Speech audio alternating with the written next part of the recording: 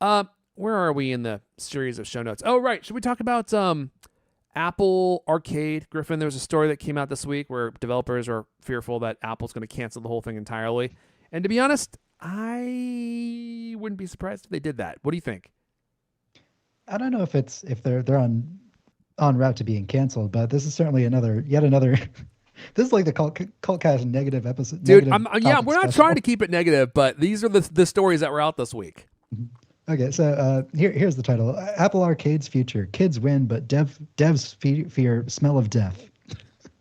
Apple Arcade now focuses so heavily on family-friendly titles from well-known franchises that some indie game developers feel abandoned, according to a new report.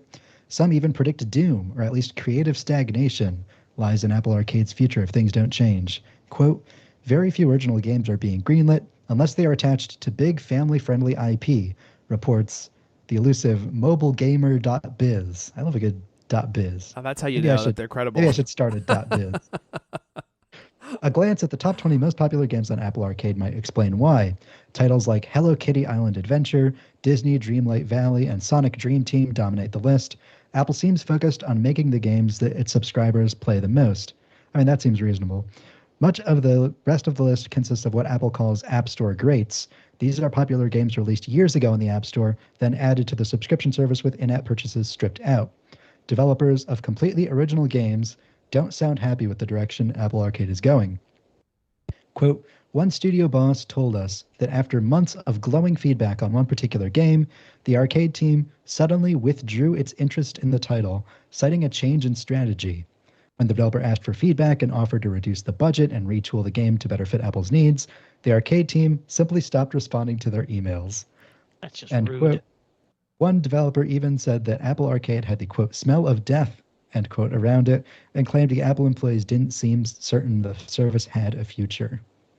So on one hand, Mm, it is very sad because as an indie game enthusiast, I would really like I really bought into the original concept of Apple Arcade where it's like these are the games that Apple wants to exist on the iPhone and the platform that, wouldn't get traditional funding otherwise. And that by paying into Apple Arcade the service, you can help fund these games, because they don't fit into the traditional in-app purchase model on the App Store. And it seems like now they're like almost suffering from the success of the big name IP titles, and that can make the executives, leading the ship at Apple to think that that's the only thing worth doing.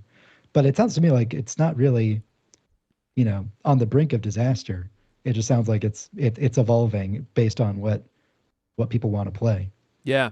I actually think this makes a lot of sense. Like to have a kid friendly or family friendly game subscription that you can plop your kids down in front of and not have to worry about there being like really terrible blood and gore and all that kind of stuff.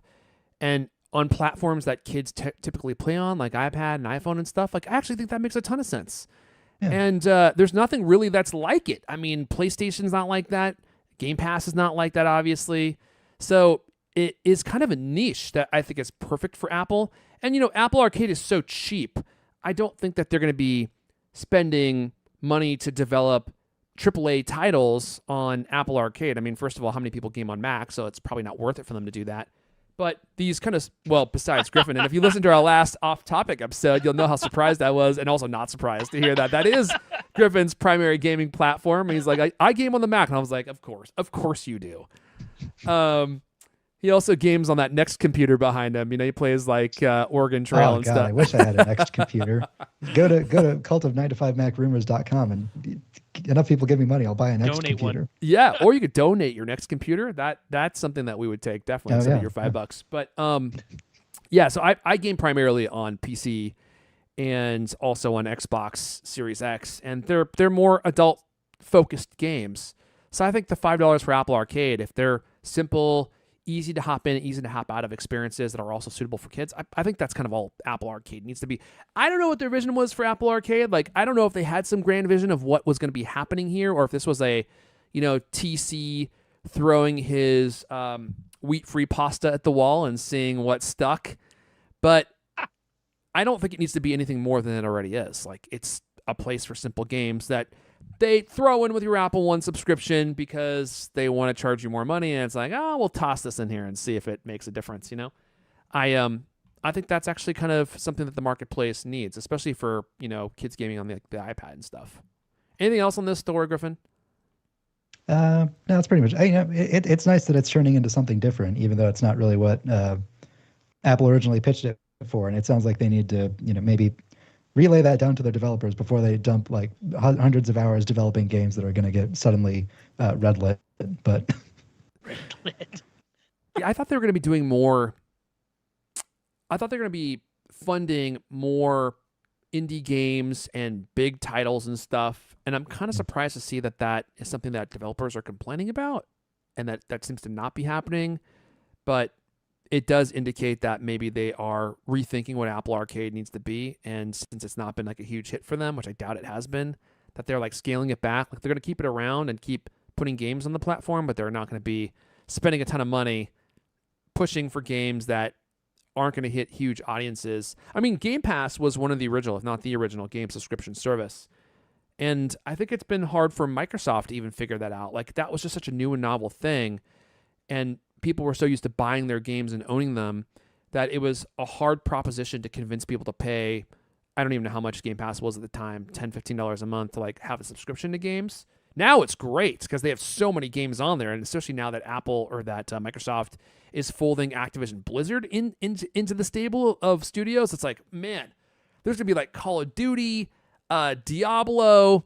There's gonna be there's already the Bethesda games. I mean, like all these AAA titles are all included in Game Pass now, which I think makes it way more worth it. And Apple doesn't really have any big, cool titles like that.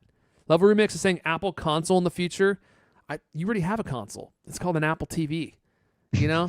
I mean, that is a console. I mean, if it has the same hardware as an iPad, I think that's kind of all you need to play games on your Apple TV. And they have compatibility with Xbox controllers, PlayStation controllers.